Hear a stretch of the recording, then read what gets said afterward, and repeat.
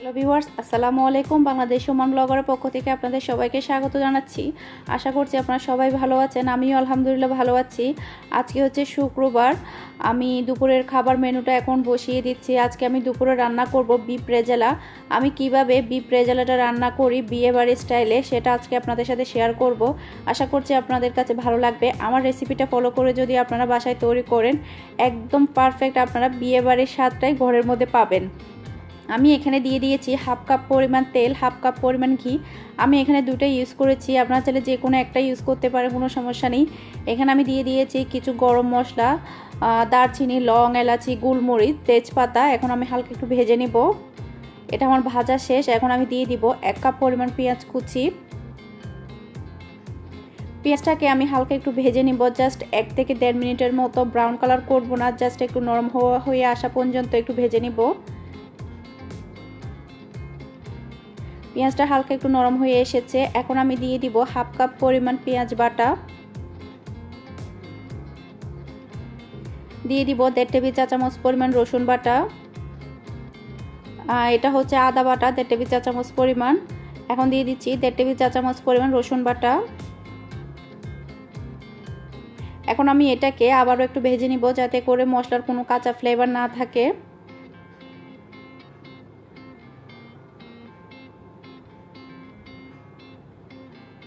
এটা আমার ভাজা শেষ। মশলাটাকে আমি খুব ভালোভাবে ভেজে নিয়েছি।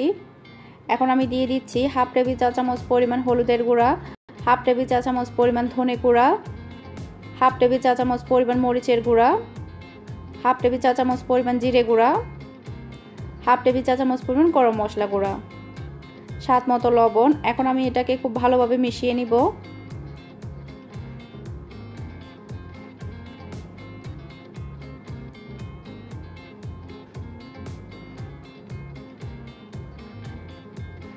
এটা আমার ভালোভাবে মেশানো শেষ। এখন আমি সামান্য পরিমাণ পানি দিয়ে দিচ্ছি।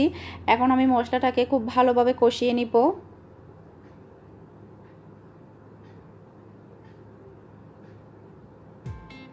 আমি এখানে মশলাটাকে খুব ভালোভাবে কষিয়ে নিয়েছি। এখন আমি দিয়ে দিব 1 কেজি পরিমাণ গরুর মাংস। এখানে আমি গরুর মাংসটাকে একদম বড় বড় সাইজ করে কেটে নিয়েছি। আপনারা নিশ্চয়ই দেখতে পাচ্ছেন, কারণ হচ্ছে রেজালার মাংসটা সাইজটা একটু বড়ই থাকে। আপনারা চেষ্টা করবেন গরুর মাংসটাকে একটু বড় বড় সাইজ করে কেটে নিতে। গরুর মাংসটাকে আমি প্রথমে খুব ভালোভাবে ধুয়ে পানিটা খুব ভালোভাবে ঝরিয়ে নিয়েছি। এখন আমি গরুর মাংসটা মশলার সাথে খুব ভালোভাবে মিশিয়ে নিব। আপনারা আমার রেসিপিটা একবার হলো ট্রাই করবেন, একদম বিয়েবাড়ি স্টাইলের রেজালাটা তৈরি করতে পারবেন। খুবই টেস্টি হয় এভাবে তৈরি করলে। স্টেপ বাই স্টেপ ফলো করে যদি আপনার বাসায় তৈরি করেন, আমি 100% পারফেক্ট আপনারা বিয়েবাড়ির টেস্টটাই ঘরের মধ্যে পাবেন। খুব ভালোভাবে মিশিয়ে নিয়েছি। এখন আমি ঢাকনা দিয়ে ঢেকে রাখবো 6 থেকে 7 মিনিটের জন্য। 6 থেকে 7 মিনিট পর দেখুন মাংস থেকে অনেকটা পানি বের হয়ে গিয়েছে। এখন আমি এটাকে একদম নেড়েচেড়ে খুব ভালোভাবে কষিয়ে নিব। আমি রেজালা তৈরি করার জন্য একটা মিক্সার তৈরি করেছি, সেটা আপনাদেরকে আমি পরে বলে দিব সেটা কি। আসলে এটাই হচ্ছে রেজালার মেন উপকরণ। এটা না দিলে কিন্তু রেজালার বিয়েবাড়ি স্টাইলের রেজালাটার আসল টেস্টটা পাওয়া যাবে না। আমি মাংসটাকে খুব ভালোভাবে কষিয়ে নিয়েছি। এখন আমি পর্যাপ্ত পরিমাণ পানি দিয়ে দিব মাংসটা সেদ্ধ হওয়ার জন্য। যে মিশ্রণটা আমি তৈরি করেছি সেটা আমি আরও পরে দিব, আপনারা পরেই দেখতে পাবেন আমি কি মিশ্রণটা তৈরি করেছি। এখন আমি পর্যাপ্ত পরিমাণ পানি দিয়ে দিয়েছি। এখন আমি ঢাকনা দিয়ে ঢেকে রাখবো। চুলাটাকে আমি একদম লোতে রাখবো, যাতে করে এটা ধীরে ধীরে মাংসটা সেদ্ধ হয়ে যায়। আমি টোটাল 30 থেকে 40 মিনিটের জন্য এটাকে ঢাকনা দিয়ে ঢেকে রাখবো। ঢাকনা দিয়ে ঢেকে রাখছি 30 থেকে 40 মিনিটের জন্য। এর মধ্যে কিন্তু মাংসটা সেদ্ধ হয়ে যাবে। টোটাল 40 মিনিট পর আমি এখন ঢাকনাটা উঠিয়ে নিব। আমি চুলাটাকে লোতে রেখে 40 মিনিটের জন্য এটাকে আমি বসিয়ে রেখেছি। এর মধ্যে কিন্তু আমার মাংসটা সেদ্ধ হয়ে গিয়েছে। চুলাটাকে লোতে রেখে যদি মাংসটা সেদ্ধ করা হয় তাহলে কিন্তু খুবই দ্রুত মাংসটা সেদ্ধ হয়ে যায়। এখন আমি দিয়ে দিব যে মিশ্রণটা আমি তৈরি করেছি রেজালার জন্য। এখানে আমি নিয়েছি হাফ কাপ পরিমাণ টক দই, 2 টেবিল চা চামচ পরিমাণ পেঁয়াজ বেরেস্তা, 10টা কাজু বাদাম দিয়ে আমি গ্রাইন্ডারে পেস্ট করে নিয়েছি। এটাই হচ্ছে বিয়েবাড়ি স্টাইলের রেজালার মেন উপকরণ।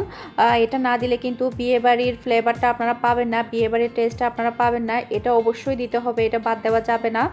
এখন আমি দিয়ে দিচ্ছি 1 কাপ পরিমাণ লিকুইড দুধ। এটা চাইলে আপনারা বাদ দিতে পারেন, কোনো সমস্যা নেই, আমার কাছে দিলে ভালো লাগে তাই আমি দিচ্ছি। আমি এখন সবগুলো খুব ভালোভাবে মিশিয়ে নিব।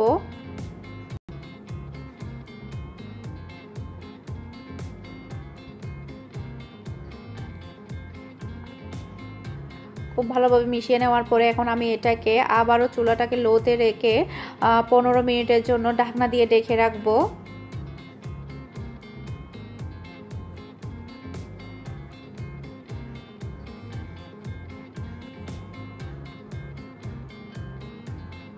আরও 15 মিনিট পর ঢাকনাটা উঠিয়ে নিচ্ছি।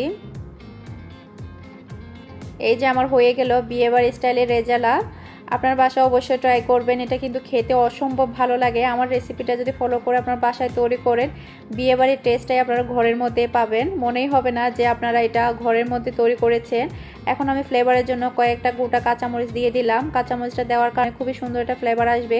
এখন আমি দিয়ে দিব 1 টেবিল চা চামচ পরিমাণ গোলাপ জল, যাতে করে এটা আরও বেশি শাহী ফ্লেভার আসে বিয়েবাড়ির।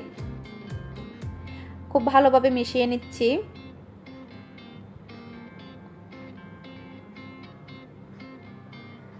এখন আমি এটাকে ঢাকনা দিয়ে ঢেকে রাখবো আরও 5 মিনিটের মতো, যাতে করে কাঁচামরিচের ফ্লেভারটা মাংসের ভিতরে যাতে খুব ভালোভাবে যায়। 5 মিনিটের জন্য আবারও ঢাকনা দিয়ে ঢেকে দিচ্ছি। আরও 5 মিনিট পর ঢাকনাটা উঠিয়ে নিচ্ছি। এখন এটা আমার সম্পূর্ণভাবে হয়ে গিয়েছে বিয়েবাড়ি স্টাইলে বিফ রেজালা। খেতে কিন্তু অসম্ভব টেস্ট হয়েছে আর কালারটাও খুবই সুন্দর এসেছে।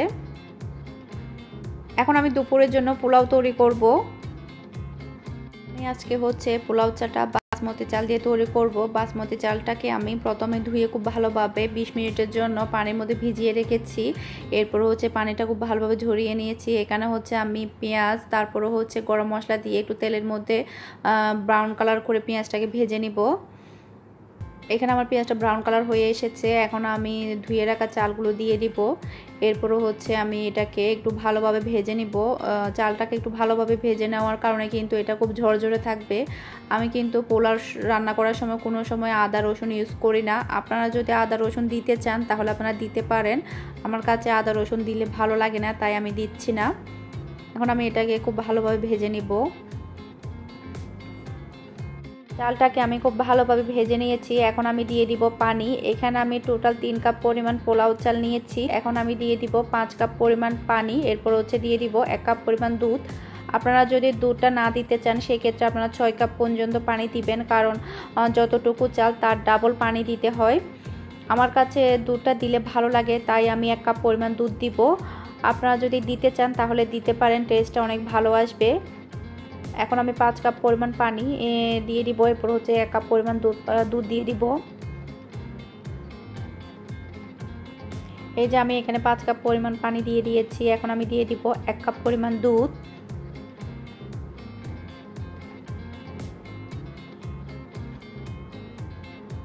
অনেকটা দুধ পড়ে গিয়েছে, কারণ আমার এক হাতে মোবাইল আর এক হাতে হচ্ছে কাজ করছি, সে বিদায় এক হাতে কাজ করলে যেটা হয় আর কি, অনেকটা দুধ পড়ে গিয়েছে, এগুলো আবার পরিষ্কার করতে হবে।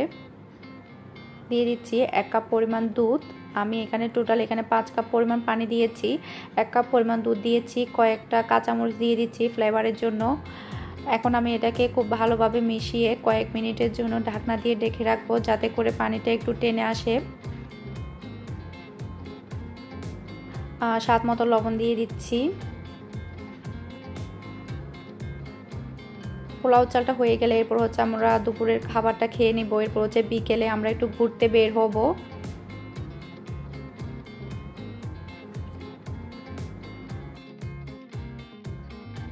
আমরা এখন চলে এসেছি পার্কের মধ্যে। এটা হচ্ছে পুরোটাই পার্ক, রোডের পাশে। এরপরে পিছনের অংশটা হচ্ছে সমুদ্র। আমার খুবই ফেভারিট একটা জায়গা, কারণ পার্কও আসা হলো, সমুদ্রটাও দেখা হলো। কিন্তু আজকে আমি সমুদ্রের মধ্যে যেতে পারিনি, কারণ আমরা আস্তে আস্তে কিন্তু একদম সন্ধ্যা হয়ে গিয়েছে। কারণ এখন তো দিনটা অনেক ছোট, একদম বের হতে হতে কিন্তু আমাদের সন্ধ্যা হয়ে গিয়েছে, তাই সমুদ্রের কাছে যেতে পারিনি। জাস্ট আমরা পার্কের মধ্যে ঘুরেছিলাম। আজকে হচ্ছে মিহির বাবা আসেনি, আমার সাথে আরেকটা ফ্যামিলি এসেছে, তো ভাবির হাজব্যান্ড হচ্ছে আমাদেরকে নামিয়ে দিয়ে যাবে, তারপর হচ্ছে যখন আমাদের ঘোরা হয়ে যাবে তখন আবার আমাদেরকে নিয়ে যাবে। আজকে হচ্ছে মিহির বাবার ম্যাচ আছে ক্রিকেট, ও হচ্ছে ক্রিকেট খেলতে গিয়েছে। ভাবির সাথে সবসময় আমার ঘোরা হয়, একদম শুরু থেকে ওনার সাথে আমার ভালো সম্পর্ক। ওনার একটা মেয়ে আছে, আমারও একটা মেয়ে, দুইজন অনেক ফ্রেন্ডলি, অনেক মিশে, অনেক খেলাধুলা করে। তারপরে হচ্ছে ভাবির সাথে সম্পর্ক হচ্ছে একদম শুরু থেকেই। আমরা সবসময় যেখানে যাই একসাথে ঘুরতে যাই, একসাথে শপিং করতে যাই।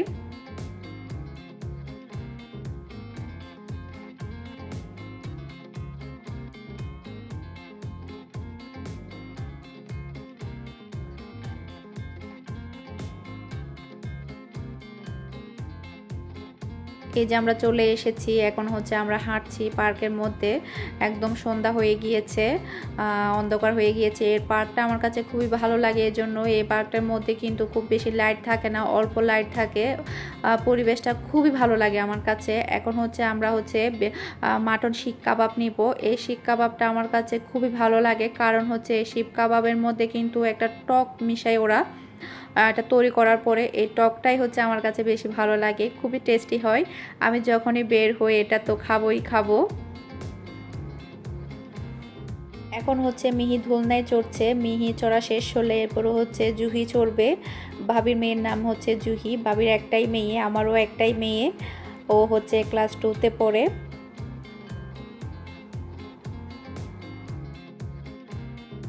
এখন হচ্ছে আমরা রেস্টুরেন্টে যাব কিছু খাওয়ার জন্য। বাচ্চাদেরও খিদা লেগে গিয়েছে, আমাদেরও খিদা লেগে গিয়েছে। দেখুন পরিবেশটা কতটাই সুন্দর, অল্প অল্প আলো জ্বলছে আর হচ্ছে পুরোটাই অন্ধকার। আমার কাছে এই পরিবেশটা অসম্ভব ভালো লাগে, আমি সব সময় চলে আসি এখানে। আমার কাছে এই পরিবেশটা খুবই ভালো লাগে। এই পার্কটা হচ্ছে একদম রোডের পাশেই, এরপর হচ্ছে পিছনের অংশটা হচ্ছে পুরোটাই সাগর। এখান থেকে বসেই কিন্তু সাগরটা দেখা যায়, কিন্তু এখন অন্ধকার বিদায় দেখা যাচ্ছে না। যদি দিনের আলো থাকতো এখানে বসেই কিন্তু সাগরটা দেখা যাইতো। খুবই সুন্দর একটা পরিবেশ, খুবই ভালো লাগে। দেখুন কতটা সুন্দর এটা।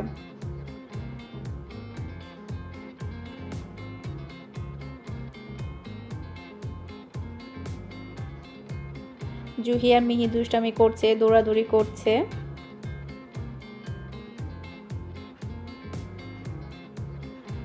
এখন হচ্ছে আমরা রেস্টুরেন্টে যাব কিছু খাওয়ার জন্য।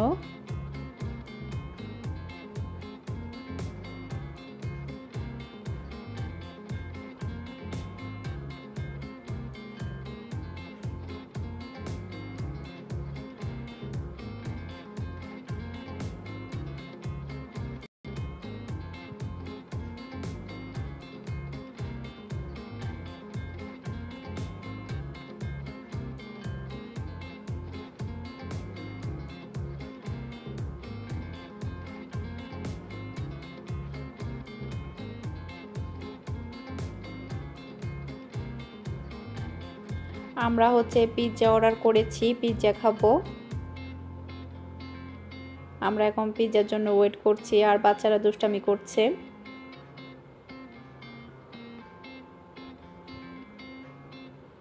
আমাদের পিৎজা চলে এসেছে। পিৎজাটা অনেক টেস্টি ছিল, কিন্তু অনেকটাই পাতলা ছিল পিৎজাটা। খেতে কিন্তু ভালোই লেগেছে, কিন্তু অনেক পাতলা, অনেক গরম, হাত দিয়ে ধরা যাচ্ছে না।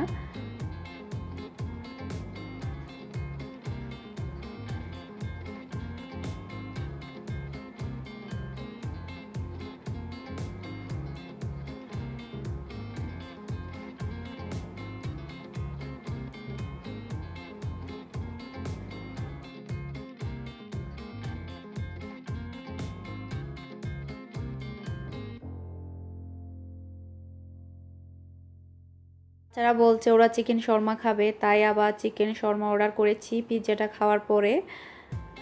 তারপরে হচ্ছে বাচ্চাদের হচ্ছে শর্মাটা বেশি ভালো লাগে, আমার মেয়েও শর্মাটা অনেক পছন্দ করে, এরপরে হচ্ছে জুহিও অনেক পছন্দ করে। আমার কাছে চিকেন শর্মাটা তেমন টেস্টি লাগে না, আমি তেমন খাইও না, খুব কম খাই। এখন হচ্ছে ভাবি মিহিকে খুলে দিল একটা। একটু পরে আমরা বাসায় চলে যাব। আমার আজকে ব্লগটা আমি এখানেই শেষ করছি। আশা করছি আমার আজকে ব্লগের ভিডিওটা আপনাদের কাছে ভালো লেগেছে। আমার ব্লগের ভিডিও যদি আপনাদের কাছে ভালো লেগে থাকে প্লিজ আমার চ্যানেলটি সাবস্ক্রাইব করবেন, পাশে থাকা বেল আইকনটি অন করবেন। আজকের মতো বিদায় নিচ্ছি। আল্লাহ হাফেজ।